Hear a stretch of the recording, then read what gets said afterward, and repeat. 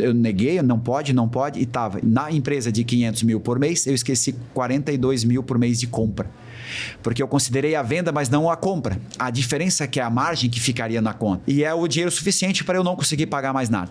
Então eu fui para casa, Gustavo, assim, logo no que eu compro, que eu dou o passo de fé. Isso aconteceu, ele me encontra no shopping no domingo, no sábado, eu desenho a proposta, na segunda eu apresento, na terça assinamos o contrato, na quarta eu volto. Foi...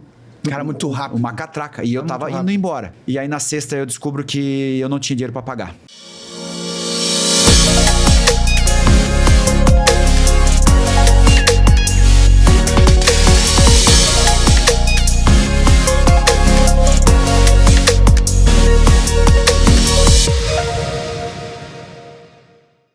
Olá pessoal, tudo bem? Gustavo aqui, CEO da Opera. Estamos em mais um episódio do nosso OperaCast. Hoje eu tenho o prazer de receber um cara de muita fé, de muita vontade de vencer, um cara que é exemplo para todos nós, vai trazer uma história de vida espetacular, de empreendedorismo, de fé, né, Ricardo? De acreditar naquilo que precisa ser e já está para acontecer. Ricardo traz para nós a história dele e a história da Transpotec, que se misturam, certo? Com certeza. E o Ricardo vem falar um pouquinho dessa história aqui. Então seja bem-vindo, Ricardo. Sucesso para você, que a gente possa ter uma conversa leve, gostosa. E eu vou começar a te fazer uma pergunta. Quem é o Ricardo Orípica? Gustavo, é um prazer enorme estar aqui, te reencontrar depois de longas jornadas aí do mercado, né? A gente estava batendo esse papo do lado de fora aí, são mais de 18 anos que a gente se cruza aí no mercado financeiro. Então, o Ricardo, eu acho que um bom resumo, eu sou um filho amado de Deus, sempre falo, porque acredito que todos temos que tomar posse desse grande título. E estou CEO da Transpotec, não nasci CEO, né? Não nasci esse empreendedor que hoje sou visto aí no mercado, mas isso é um momento da minha vida. Então, eu acho que eu sou o Ricardo, o filho de Deus, casado com a Yara, né? E é um pouco num resumo de separar realmente quem eu sou, de que eu faço. Acho que é uma grande colocação. Mas o que eu faço realmente é gerir hoje uma equipe gigantesca de 800 pessoas que começou lá atrás com apenas 2 pessoas. Então, é um pouco desse filho de Deus aí que vem fazendo a sua parte. Ô, Ricardo, tem uma coisa que me chamou a atenção pra caramba na tua descrição do LinkedIn. Isso pra mim me marcou. Você fala assim, eu sou sócio, CEO orgulhosamente e vendedor da Transpotec. Cara, fala pra mim desse vendedor que tá aí, que começou com uma história de CDs aos 16 anos.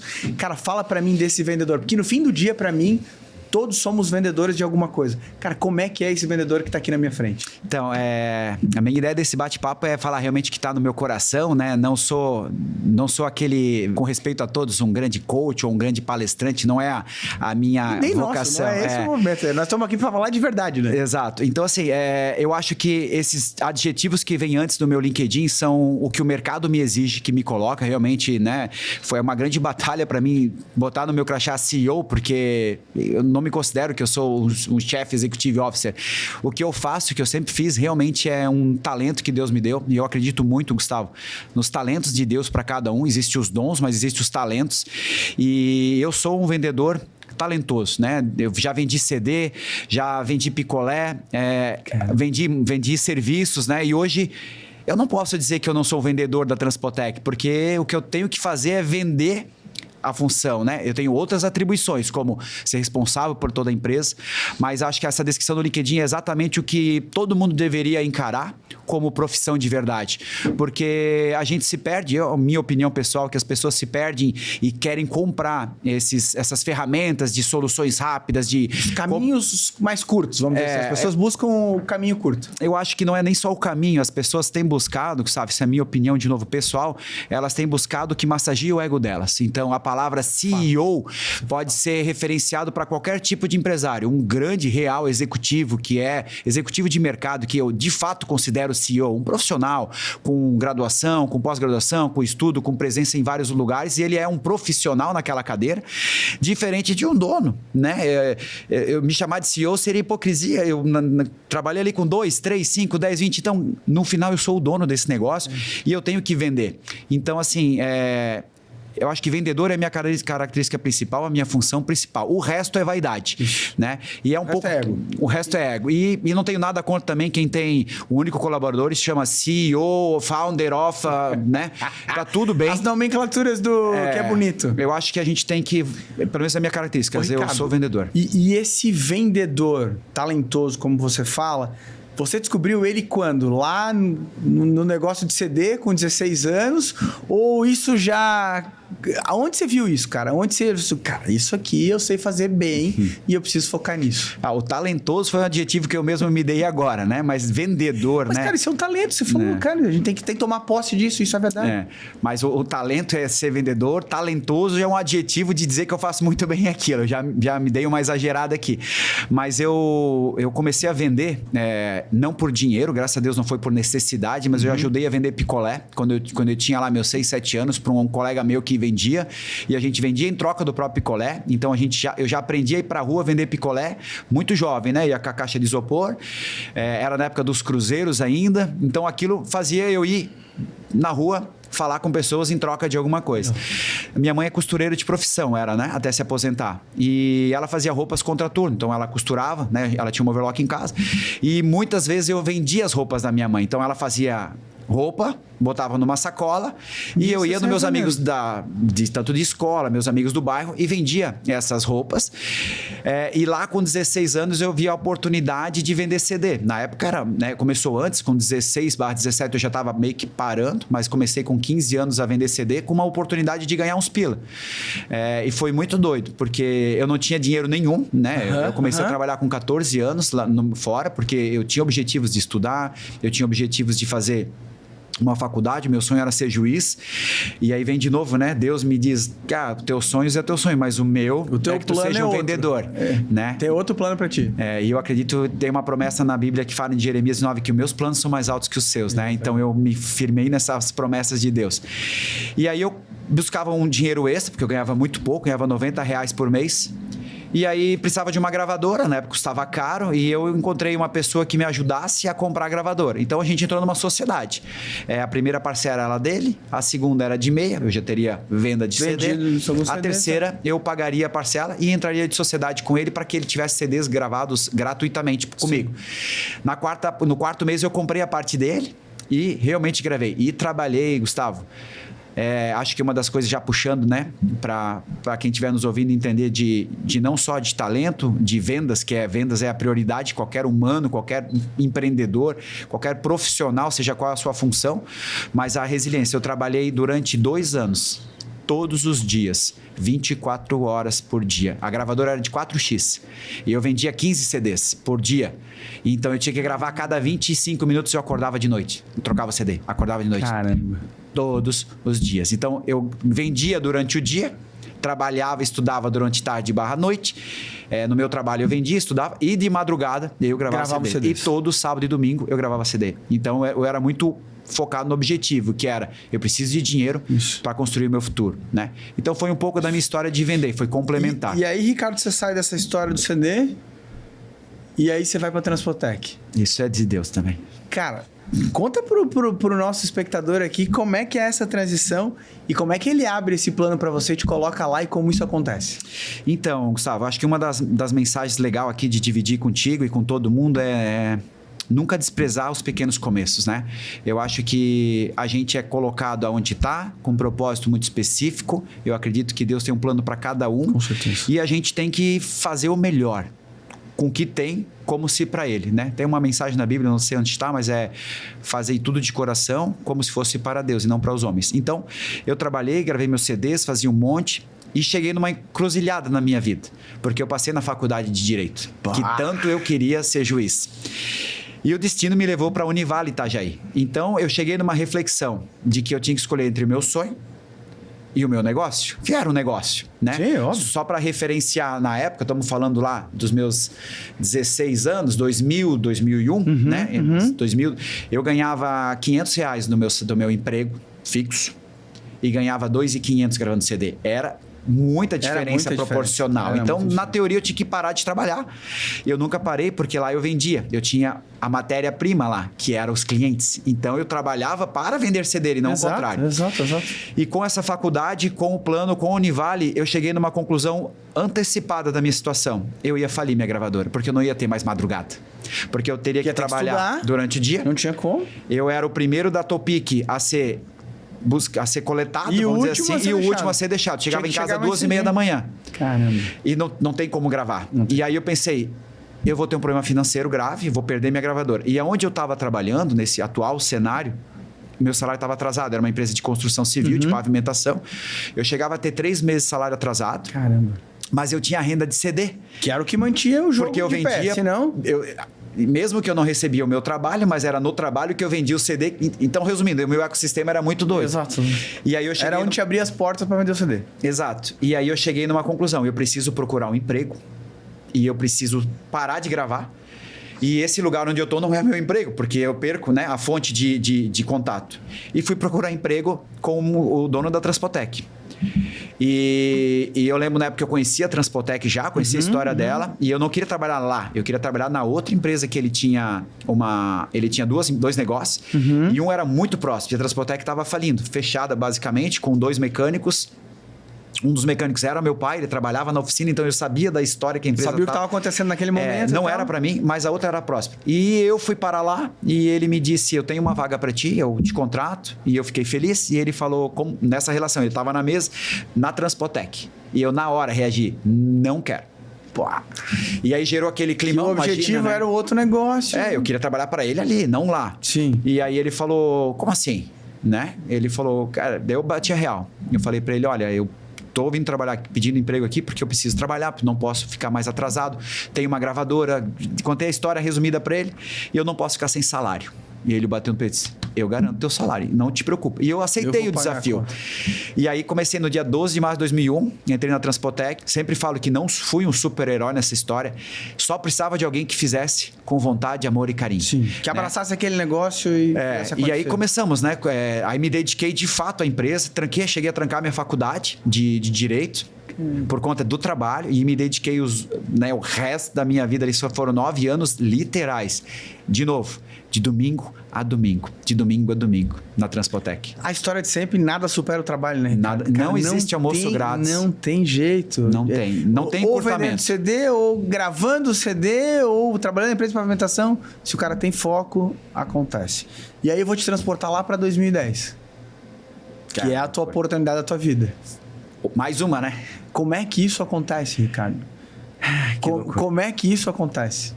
Né? Para quem está nos ouvindo, esta oportunidade, ou principalmente visualizar essa oportunidade, porque às vezes essas oportunidades passam na frente de um monte de gente e nem todos têm a coragem de abraçá-la. E você fez isso. Por que você fez isso? Então, é um papo doido, esse podcast não pode durar mais que 5 horas, né? Mas foi algo literalmente assim, dos planos de Deus são maiores do que o meu. Porque eu entrei funcionário na Transpotec, lá em 2001, e ainda em 2001, lá por outubro, o meu chefe que me contratou me deu a oportunidade de virar sócio dele minoritário com uma condição. Eu era muito jovem e a condição era, ninguém pode saber que tu é dono porque não fica bom, e pra mim tá tudo certo. Vamos embora trabalhar e tudo certo. E eu preciso te contar a história narrando o que eu entendi como ensino na minha vida e que vale pra todo mundo. Ali era Deus tá dizendo assim, eu vou cuidar já vou te cuidar do teu ego aqui. Já vou te mostrar que tu vai ser dono de uma pequena parte, mas tu não pode dizer que tu é dono. E aí eu fiquei 9 anos trabalhando. Controla a ansiedade, controla aquela... Gustavo, eu vi tudo. Eu vi colegas de trabalho querendo pegar a minha função como um grande braço direito do meu chefe, que não era meu chefe, é uma confusão.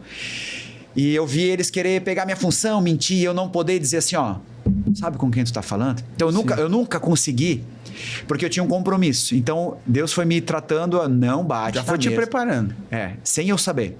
E aí, de novo, né? Eu trabalhei 9 anos, de 2000 até 2010. Indiferente se era pra mim, se era pra que, não importa. Eu nunca falei que eu era dono, mas trabalhei direto. Em 2010, a gente se mudou. Em 2009 para 2010, no final, a gente se mudou para uma unidade nova. Então, a gente deixou de ser uma empresa de uma referência temporal, né? A gente sai de 2 mecânicos e faturando 20 mil por mês na época. Para 2010, a gente está falando de uma empresa de 36 funcionários, faturando perto de 500 mil por mês. É um crescimento brutal nas devidas proporções, né? Do tamanho. Uma baita evolução. Uma baita da empresa. A gente quadriplicava da empresa a cada 2 anos. Então, era algo fenomenal, assim, de trabalho. A gente já tinha uma frota de locação, então a empresa já existia. E a gente abriu a unidade nova e aí houve um movimento de eu e o meu chefe trabalhar junto. Com cabeças diferentes, com corações diferentes. Eu via a nossa história, eu via a Transportex e, desse galpão de 150 metros quadrados, a gente vai voar. E não era o projeto Você já enxergava naquele momento esse movimento? Tipo, cara, eu já olha a Transportec de hoje. A gente tinha, Você já olhava ela ou não? Nunca olhei ela de hoje, mas a gente tinha chance de fazer melhor. Eu sempre falo assim, existia um oceano e era possível nadar nele. Mas o tamanho dele a gente não mensura. Não tinha noção ainda. Mas tinha espaço. Para ter uma ideia, a gente atendia clientes lá na empresa pequena ainda, com 150 metros quadrados, Gustavo, que o cliente nunca nos visitou. E ele tinha certeza que ele lidava com uma multinacional. Eu tenho certeza que tinha clientes... Tem clientes até hoje conosco, daquela época, que se eles tivessem ido visitar, talvez eles não acreditariam. Não teriam feito nada. Não. Então, mas a excelência que entregava era de multinacional. Não, a dificuldade existia. Tudo bem. Mas da porta para dentro, da porta para fora era excelência.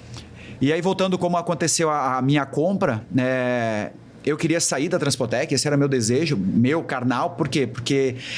eu tinha 27 anos ali, era jovem ainda, 26, 27 anos. Existia uma pressão muito grande em cima de mim, né? Desse ambiente de eu querer fazer uma coisa e o meu chefe querer fazer outra, e ele existia o coração como chefe mesmo. E para mim o mais fácil era ir embora. Então eu acabei com vontade de... conversei com ele, olha, eu prefiro sair... A empresa é muito simples ainda, me paga assim, me paga assado, paga como puder. Cada um segue o seu caminho e vai embora, tudo certo. Mas eu não conseguia sair. Tudo dava errado. Ele não concordou com a minha proposta 1, nem com a 2, nem com a 3, nem com a 4.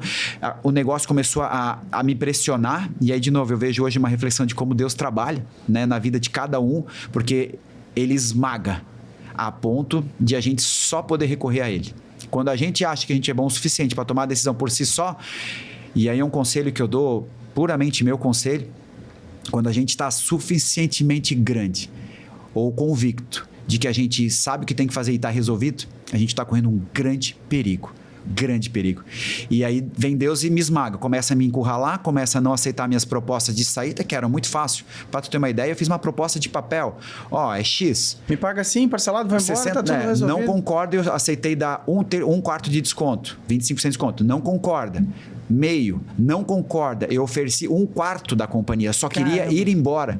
E não eu quero sair daqui. E aí comecei a me pressionar, porque eu precisava de dinheiro, porque eu sempre tive meus pila. Claro. E de repente eu não tenho mais nem o salário, porque ele trancou meu salário. E resumindo, eu fui esmagado pelo sistema.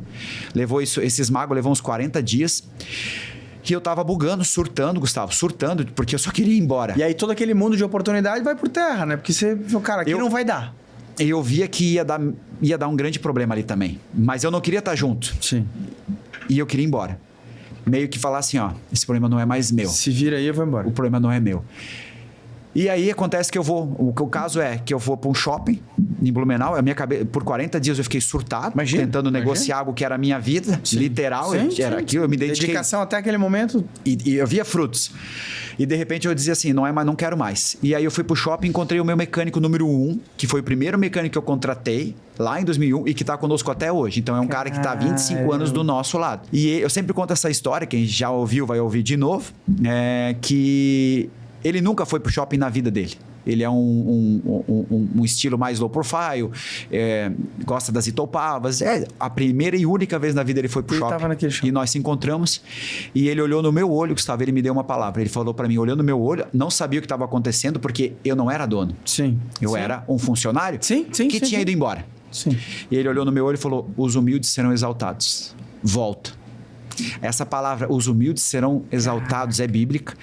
E ela teve um impacto, mas eu vou te falar que foi um impacto que mudou tudo, porque não veio como Porque na minha cabeça eu estava me humilhando. Sim. Tava dando de graça. De graça. Só pra poder deixa sair eu do ir negócio. embora. E eu vi que eu precisava me humilhar. Que eu precisava engolir o meu eucentrismo de que eu sei, eu faço e não é problema meu e me humilhar. E eu fui pro quarto, Gustavo, eu saí do shopping, fui pro quarto, fui pra casa, já tava morando de aluguel, fui porque eu precisava do dinheiro. Sim, sim. Baixei meus custos nesses 45 dias, eu ajo muito rápido. E eu decidi comprar. Eu fiz uma proposta de compra, conversei com Deus. Deus, eu não quero, não é meu projeto. Eu quero ir embora, mas se é da tua vontade. Eu não tinha dinheiro, Gustavo. Eu era funcionário. Tem que ficar claro que o Ricardo da Transpotec até 2010 era funcionário. Era funcionário. Tinha lá um contrato social, mas ele não tinha... Não tinha autonomia para fazer, não tinha banco, não tinha nome, não existia, sim, né? Sim. E aí não estava no radar. Não estava. E eu comprei a empresa pelo valor cheio. O quarto cheio, não foi um quarto. E eu tinha certeza que não podia dar nada errado, sabe? Porque o meu receber era 500 e o a pagar era 498. Não podia dar nada errado. Caraca. E eu fui por fé. Se tu me perguntar, o que tu fez? Um passo de fé, que nem eu mesmo acredito. E aí, na primeira semana que eu volto, então eu compro a empresa, jogo no meu nome a dívida como fiel garantidor e vou nessa palavra. Aquele crescimento, você absorve a dívida, vamos dizer assim, falou, deixa comigo. Não podia dar nada errado, porque nós não dávamos margem para pagar a minha parcela mensal. Sim. Não tinha margem, porque eu tinha que pagar com o dinheiro da empresa. Sim. E aí, na primeira semana que eu volto, o meu time que veio comigo, eu trouxe mais um financeiro novo, né? Porque eu precisava mexer no financeiro ali, que tinha que ser o meu time. Sim. Tinha que estar olhando o que tá me descobriram que a minha conta estava errada. E aí, eu neguei, não pode, e tava. Eu esqueci, na empresa de 500 mil por mês, eu esqueci 42 mil por mês de compra. Porque eu considerei a venda, mas não a compra. A diferença é que é a margem que ficaria na conta. E é o dinheiro suficiente para eu não conseguir pagar mais nada. Então eu fui para casa, Gustavo, assim, logo no que eu compro, que eu dou o passo de fé. Isso aconteceu, ele me encontra no shopping no domingo, no sábado. Eu desenho a proposta, na segunda eu apresento, na terça assinamos o contrato, na quarta eu volto. Foi... Cara, muito rápido. Uma catraca. E eu tava indo embora. E aí na sexta eu descubro que eu não tinha dinheiro para pagar. E eu fui para casa no final de semana e eu falei tudo que eu queria falar para Deus. Fechei a porta do meu quarto e falei, cara, agora eu entendi, os humildes serão exaltados. Eu que vou ser humilhado. Caramba. E eu não entendia, eu chorei, Gustavo. Chorei porque eu não fazia sentido. Impacto, não? Por quê, né? Eu não estava entendendo qual é a lição que Deus queria me dar, porque eu não queria comprar. Eu estava abrindo mão de tudo. De repente vem uma palavra que diz para mim claramente, compra. Aí eu compro e não pago e o meu sócio volta. Porque estava no contrato, se eu não pagasse ele voltava. E aí eu me joguei no chão de novo. Disse, cara, agora eu não consigo mais me mexer. Eu estou totalmente pressionado, só por milagre. Segunda-feira, acordo e fui visitar o meu principal cliente, está conosco até hoje. A Shoes em Joinville é um dos nossos principais clientes, está aí no top 5 da companhia, 18 anos de parceria. E eu indo para Jaraguá do Sul, toco um telefone e aí eu vejo a mão dele me afirmando de que era o plano dele. Veio uma ligação de uma empresa de uma massa falida lá de Rio Negrinho, que comprou uma planta. Para resumir a história, ele queria alugar empilhadeira. E eu tinha as máquinas paradas. Parada para alugar. E eu perguntei, quanto tu pode pagar? E ele falou, eu só tenho 42 mil por mês de budget. Olha só. E assim, quando fechou essa conta, eu sabia que eu tinha que ficar ali. Tinha feito a coisa certa. Obedecido à vontade de Deus, não à minha. Então, o que é 2010 para mim? É um ato de fé, coragem e desafio de querer assumir um papel que eu nunca quis. Que é, lidera esse negócio que eu, Deus, sou dono desse negócio. Tu é apenas o usuário que eu estou usando para manifestar esses empregos. E a gente continua crescendo e estamos hoje com 800 famílias. Ricardo, você falou uma coisa que me impactou muito aqui, que você falou com o teu antigo chefe, e aí você falou para ele, eu preciso de um salário. E aí ele falou, não, seu salário eu garanto. A partir de 2010, de lá para cá, você garante o salário, como você bem falou, de 800 famílias. Qual é o maior desafio disso? Como é que isso acontece para quem está nos ouvindo que tem medo disso, dizer, cara, eu tenho hoje aqui um salário fixo, eu sou funcionário, quero ser empreendedor, tenho medo de que ter essa garantia. Falou assim, o meu salário tem alguém garantido. Porque para o empreendedor é muito disso. Enquanto eu sou funcionário, tem alguém garantindo o meu salário. Mas a partir do momento que eu mudo de lado e eu tenho que garantir o salário das famílias, cara, como faz isso? Então, o que eu acredito muito, Gustavo, é que a gente nunca está garantido com nada, né? Eu acho que esse é um desafio que é chover no molhado, retundante, para quem estiver nos ouvindo e for um empreendedor, é achar que a tua estabilidade vai chegar um dia, porque se é um desejo de qualquer um que vai ser estável, já vai realmente ser funcionário. Já fica lá porque não vai mudar. Não há um dia sequer que meu coração não aperta de que tem 800 famílias que eu não posso errar. Então só vai piorar a responsabilidade. Bom, falar um pouco disso, né, Gustavo? Daquele dia para hoje, da responsabilidade e os nossos desafios. Uma das coisas que eu tenho plena convicção, sabe, é que eu não faço isso sozinho, né? Então eu me cerquei, Deus foi me colocando gente melhor do que eu. Pessoas certas no lugar certo. Muito melhores do que eu. Então, assim, não há uma briga de vaidade. Pelo menos eu não acredito que deveria haver entre pessoas que trabalham por um projeto, por um propósito, e tenha um dono ali, e esse dono queira matar o seu time por ego. Não tem como. Né? Sozinho não tem como, não vai a lugar nenhum. E eu canso de ver histórias e mais histórias de pessoas que têm tudo na mão e perdem porque a vaidade, quando um bom colaborador ou um bom profissional, um bom financeiro, ele vira tão referência de que ele começa a brilhar. E se está brilhando nessa constelação, é mérito do empreendedor. Então, eu virei esse foco. Eu me coloco, então, como um vendedor e um CEO, porque eu faço parte desse time. E comecei a arrastar gente comigo. Hoje eu tenho grandes executivos que estão comigo 15 anos, 16 anos, desde 2010. Vem crescendo com aquela empresa de 30, foi para 50, foi para 70. Não foi de 2, 30, 800. Sim. E esses caras foram crescendo comigo, respeitando as opiniões desses caras. E aí é um conselho que eu dou para cada um, né? Existe a sociedade de fato lá no papel, e existe a sociedade em que, se você não sabe fazer, confie em alguém e deixe ele fazer. Né? Então hoje eu tenho bons financeiros. Não chegaríamos aqui, te contei ali em off a história, né, do Santander na nossa vida, né, com uma pessoa específica que foi o Vanderlei, que eu gosto muito. Se não fosse por uma pessoa vir ali falar algo e a gente entender que aquilo é um conselho. Não é nós não estamos disputando. Né? Então, acho que esse é o que a gente fez. A gente foi nutrindo pessoas, crescendo com pessoas. Eu acho que esse é o mérito da empresa hoje. Das 800 famílias, eu posso falar que são 6 grandes executivos que estão comigo há mais de 15 anos. Dentro desse time também existe mais 10, 12, 15 pessoas lá embaixo, desses caras que também estão há muito tempo e que conseguem impregnar essa cultura de que empresa é rica se o patrão for pobre. Porque o que eu faço do lado de fora da empresa, ela não é motivo de impactar na companhia. Exatamente. É um pouco de como eu penso. Exatamente. E qual é o teu maior desafio hoje na companhia, Ricardo? Olhando a estrutura que você está hoje, olhando como a Transpotec é hoje, a referência que a Transpotec é hoje, qual é o maior desafio do Ricardo? Então, quero responder isso para ti também, tentando transmitir alguma mensagem para quem estiver nos ouvindo em vários momentos, né? Sim. Eu tenho vários desafios no mesmo dia e diferentes, né? Em 2021, a gente vendeu parte da empresa para um fundo, então era o momento da companhia de curar essa ferida do chefe sócio do passado que existia e entender que a gente precisaria crescer, precisaria continuar mantendo o cliente super seguro. Então, eu entrei com o fundo. Então, um dos desafios, a gente vai fazer 5 anos agora, sabe? É lidar os chapéus.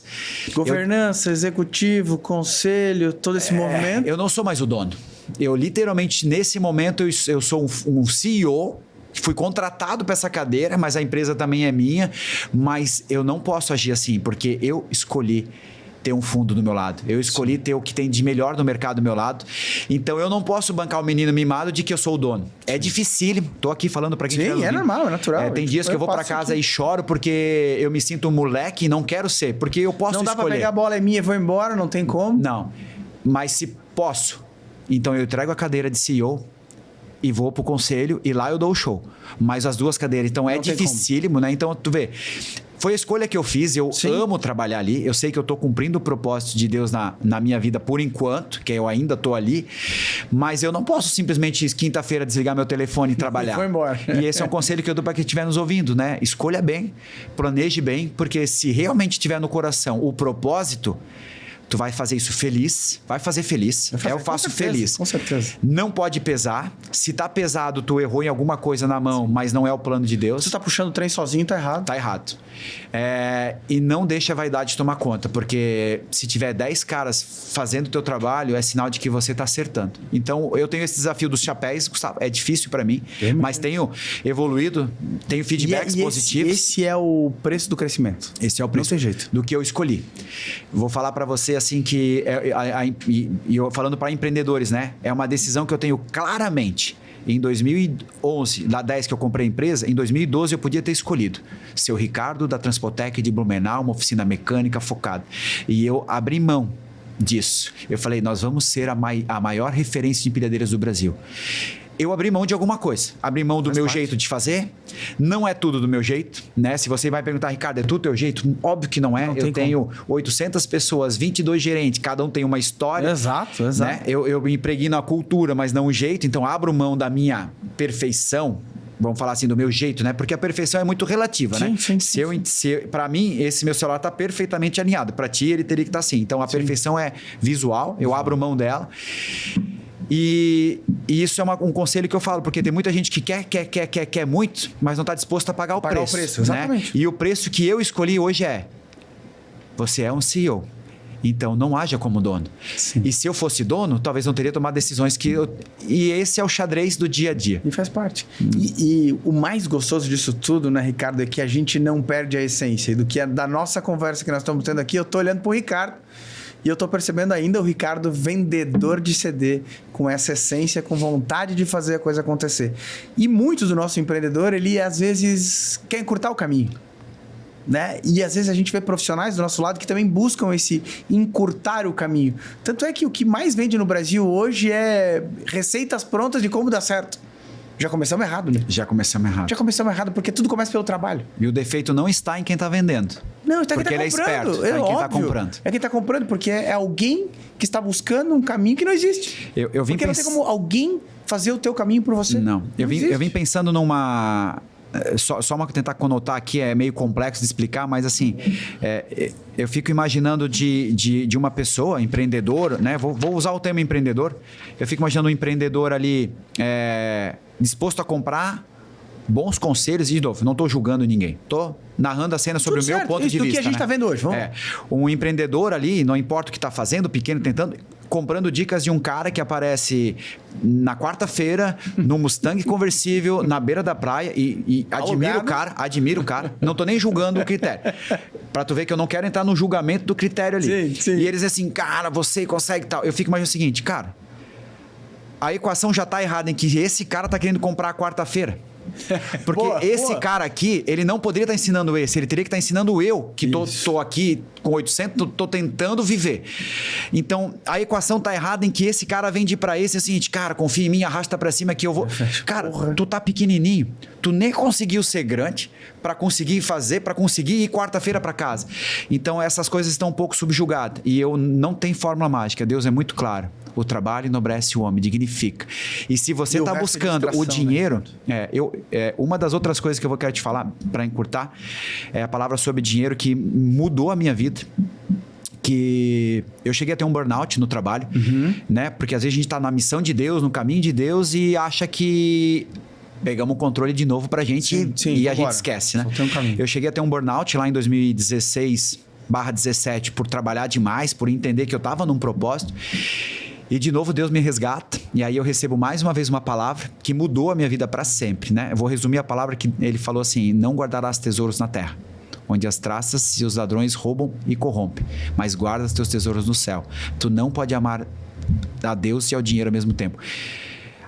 É muito mais complexo, foi uma palavra muito maior, mas aquilo mudou minha vida por quê? Porque, voltando para a equação, se o objetivo não está em trabalhar, em ser feliz, em agregar valor aqui, é o dinheiro, tu tá amando o dinheiro. Errado. Pode ser que dê certo, mas eu creio que o coração não está no lugar certo. E o dinheiro é consequência. Ele é o fim. Não tem jeito. Perdeu o bem. Não vai chegar. Esse exemplo que eu quis colocar aqui para vocês, eu acho que é o mais louco. Ricardo, eu queria te fazer uma pergunta. Aonde você vê o Ricardo daqui a 10 anos e aonde você vê a Transpotec daqui a 10 anos? Então, o Ricardo, eu não consigo me ver muito há 10 anos, eu não vou mentir, não vou ser hipócrita. Por quê? Porque eu tenho buscado muito mais na minha vida caminhar nos passos de que Deus tem para minha vida. Então, como eu comecei essa nossa conversa, né? Estou CEO. Eu não creio que eu vou morrer CEO da Transpotec, mas é por pura... eu acho que Deus continua me ensinando para algo em outra coisa, em outro lugar, ou até na Transpotec. Não tenho ela como um amuleto. Então, assim, não me vejo enterrado nela para sempre. Falo para ti, assim, que acho que seria E estou falando principalmente de relação ao que eu vejo que Deus pode fazer por nós, sim, né? Sim. Eu acho que seria pequeno demais eu ficar na Transpotec. Eu estaria me apequenando. Precisa ir mais longe.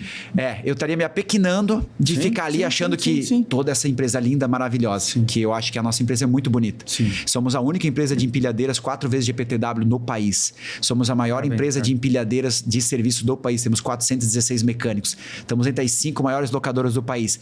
E eu sei de onde Deus nos tirou. Então, assim, eu falo isso porque eu não acho que eu não quero ficar ali para sempre, né? Se Deus me movimentar, eu vou estar feliz no movimento, mas eu vejo a Transpotec com um protagonismo muito grande, não porque ela é bem gerida só pelo meu time, não porque ela tem bons sócios, meu fundo é fantástico lá, e a gente tem os próximos passos para dar, e não só porque a gente faz muito bem o nosso trabalho, porque eu acho que a Transpotec, ela consegue colocar a cultura dela de uma empresa justa, uma empresa correta, uma empresa que tem Deus no centro, e isso é como um rio que não consegue ser parado.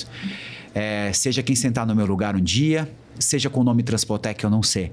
Se nós tivermos ali a capacidade de estar atento ao que Deus movimenta na nossa vida, a gente não para. E os planos deles são mais altos do que o meu. Eu espero daqui a 10 anos, se tu me chamar para alguma coisa, eu espero fazer outra coisa da minha vida. Com certeza a palavra vai mais longe, com certeza. Ricardo, e pra gente caminhar pro fim aqui, eu queria que o Ricardo se transportasse lá para aquele Ricardo dos 16 anos, do vendedor de CD. O que você queria dar de recado para aquele cara lá do vendedor de CD? Qual recado você queria que ele ouvisse naquele dia? Então, cara, essa é uma pergunta intrigante. Ela nunca tem a mesma resposta, porque eu já respondi isso algumas vezes, né? E sempre a resposta... Às vezes Deus quer que a gente fale alguma coisa diferente para esse cara. Mas hoje, né? Com essa minha cabeça de agora, com tudo que eu vivi, olhando para trás, porque é uma pergunta injusta, concorda? Eu não gostaria de nenhum momento... E eu vou te dar um exemplo do que eu acredito, aquelas brincadeiras das pílulas, né? Vermelha, de 10 anos. Eu sei que todo mundo quer voltar lá com a cabeça de hoje. Mas teria que ser para mim de uma forma que eu não negasse o trabalho de Deus na minha vida. Porque se ele não tivesse me espremido, talvez eu teria mudado. Não sei se tu tá me entendendo que eu não gostaria de mudar nada. Então eu falaria pro Ricardo, se eu pudesse me teletransportar, eu só reforçaria a fé que com 16 ele tinha. Eu iria ler para ele Provérbios 3 inteirinho. Eu ia sentado ao lado dele e falar assim, cara, eu não quero te contar nada do futuro. Só quero que tu creia. E eu iria ler Provérbios 3 para ele. Alguns trechos em específico eu podia, se tu quiser até... Eu queria muito que tu lesse para nós, que isso é uma mensagem que vai ficar. Então... Lembrando de que não há nada do que eu vivi na minha vida de que eu acho que me arrependo, que eu deveria, tudo eu vejo que foi um aprendizado. Eu iria ler para ele Provérbios 3 e só dar alguns highlights, é lindo. Recomendo a cada um que estiver escutando aqui, vai no Spotify, digita lá Provérbios 3 e escuta. É um único Provérbios, um único capítulo, escrito pelo rei Salomão. Então, assim, não é um conselho do Ricardo, né? Nada mais, nada menos que considerado um dos homens mais sábios que já existiu. Começa assim, ó, meu filho, não se esqueça dos meus ensinos. E o que seu coração guarda os meus mandamentos, porque eles aumentarão os seus dias e lhe acrescentarão uma vida de paz. Não deixe que a bondade e a fidelidade abandonem você. Pulando, confie no Senhor de todo o seu coração e não se apoie no seu próprio entendimento. Reconheça o Senhor em todos os seus caminhos e Ele consertará as tuas veredas. Não seja sábio aos seus próprios olhos. E aí continua. Então, assim, eu acho que a mensagem de fé que eu daria para aquele menino. Porque em todo momento dessa palavra, eu vejo hoje como Deus foi falando para mim. É sobre sabedoria. Aqui tem sobre... O Provérbio 6 vai falar sobre vaidade, sobre decisões, sobre ídolos no nosso coração. E eu acho que isso seria uma mensagem de... Se alguém tivesse falado para mim lá, eu acho que eu faria assim... Ufa.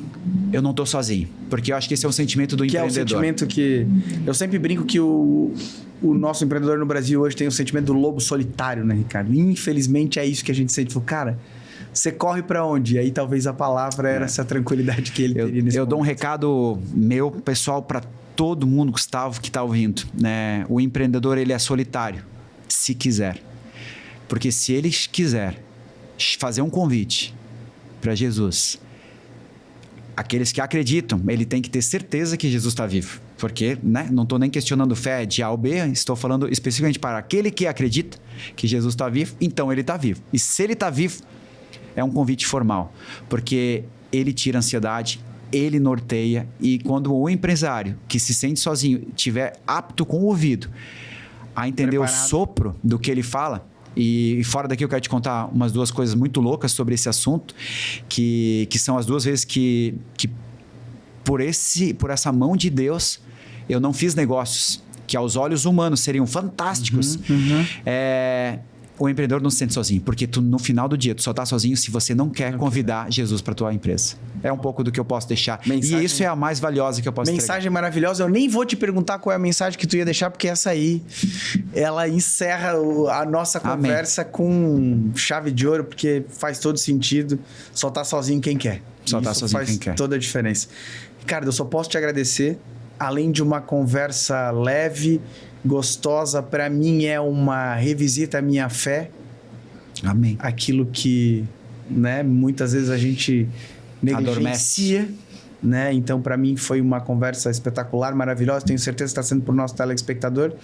E eu queria te perguntar aonde a gente acompanha o Ricardo, aonde acompanha a Transpotec.